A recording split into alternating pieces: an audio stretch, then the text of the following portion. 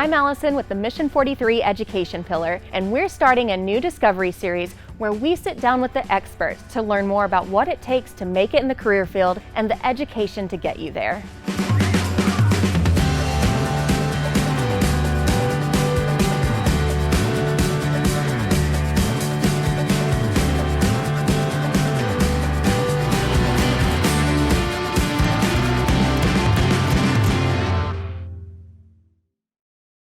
Does every military-connected student come through you at Silverhawk? Not everyone. If they were to go through the VA rep first, is that what you mean? Like it would first stop with her, or just in general? So if I'm a military-connected student, and at one point in time, I'm going to definitely need to talk to Alisha. Oh yes, yep. You're going to have to meet with me, and then I create their student file. So whether they go through Treasure Valley Community College or go through our non-degree program, we still have to have that student file for them for TSA purposes, for the FAA, and then we create a separate file for the veterans so that we have all of their documents. So yes, they will always have to meet with me, and whether that's an hour or sometimes it's like an 8-hour visit, depending on who it is. How often does someone meet with you when they're starting off versus when they're a student here? When they're first starting, we'll meet at least one time.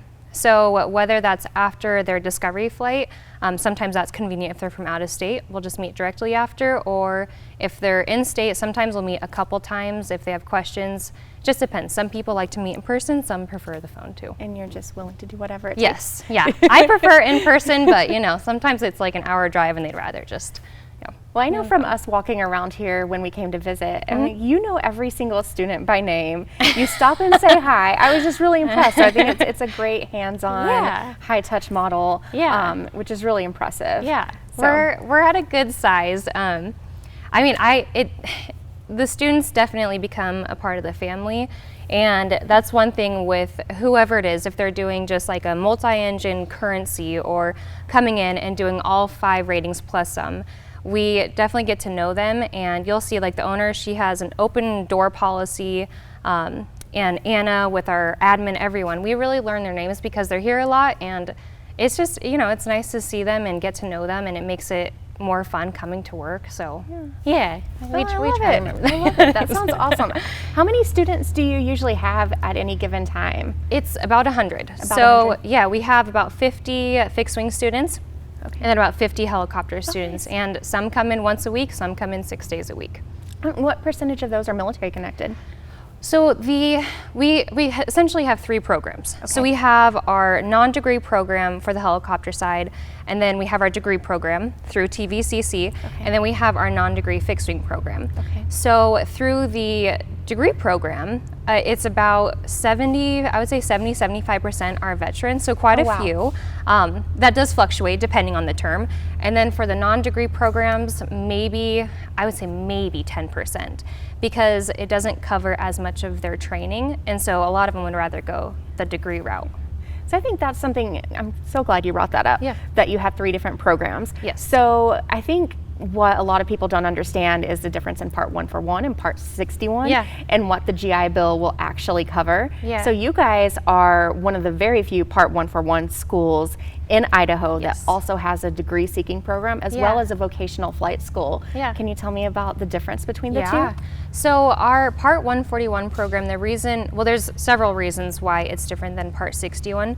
So to have a Part 141 program, you have to have, one, a chief flight instructor, and we have our chief flight instructor, Al, and then we also have Chad Morris, who is our assistant chief. And there are certain requirements that you have to meet. You have to have all of your flight training records for several years. You just really have to have like your ducks in a row at all time. And so it gives a lot of students that confidence that they know the training that they're going into is more structured, maybe a little bit more formal, and especially if it's going through a degree program, whereas a Part 61 program is, I like to refer to as like it's more mom and pop, which is a good thing too, but a lot of students will go that route if they're doing like recreational flying, because the syllabus might be a little bit different, typically much smaller. So they are different. You get a different feel too between the two. Now, if a student were to go through the 141 program, there's also different hour requirements. So there's a lot of details with them and why they're different. We actually have a slideshow sometimes for students if you really want to see the differences between the two, and they learn while they're going through training what the differences are. Oh, good. So it kind of answers. So with the difference in those, and there's, I mean, different education benefits, but which military GI Bill benefits can be used for flight school? Yeah, so you can have the post 9/11 GI Bill or the Montgomery GI Bill. Okay, so you can use both. Okay. Yep. Do they pay out differently? They do, yes. So if you go through the degree route and you're post 9/11, then it could pay for all of your training. So that's why so many students go through the TVCC program, because if you have served over 4 years and of active duty and you have 100% eligibility, then your training's covered. You also get a book stipend and you get BAH. And that BAH, I believe, is around $1,200 in this area. So financially, it's a really, really good option. Now, there are some individuals that they cannot commit to that program, whether they're working, traveling, whatever the reason is, and then they will still do the Part 141 non-degree program. There's only a few students that actually opt for Part 61, and the reason for that, they're typically transfers. So, and then there's more information along with that too, a lot of details. A lot of details, I'm sure. A lot of details, yes. A lot of things that need to transfer over. Yes, that's why we have assistant chief and our chief flight instructor. Well, we don't have to, we don't have to get into those details, but that's really good to know. So your Part 141 degree seeking program is for Rotary only here? Yes, here. Okay. Yep. And then what other programs do you offer besides Rotary? Okay, so we have the fixed wing program non-degree, and we have quite a few veterans in that. It's still like that 10%, but with that program, it's the nice thing about like the non-degree program is it is at your own rate. So if you're coming in and you want to fly as much as possible, then you could finish your training in a year, maybe even less, on both sides. But if you are wanting to come in and fly 1 day a week, you can do that too. You can also pay as you go, which is important for veterans too, because veterans going through the non-degree program, it doesn't cover all of their training. And that's where the Montgomery and the post 9/11 are different. Post 9/11, you get, after you pay for your private rating out of pocket, you get about a little bit over 14,000 each academic year. Whereas the Montgomery, you get up to 60% of your training covered. And both of them, you have to pay for your private rating out of pocket. So it might benefit someone in that case to use Montgomery if they qualify for both Montgomery and post 9/11. Absolutely. So that's really good to know. There's still a lot of people that qualify for both of them. So how many people do you know, or can you say on average choose to use Montgomery over post 9/11 in that case? We don't have any. Okay. And not that they can't, it's just currently right now it's all post 9/11. Post 9/11. Yeah. Okay. And a lot of them that go through the degree program for helicopter, it does benefit them to have post 9/11 for an accredited school, and so they'll transfer. If they have Montgomery, they'll transfer over to the post 9/11. And if I'm a student using my post 9/11 GI Bill benefits through the TVCC program, what does my typical day look like?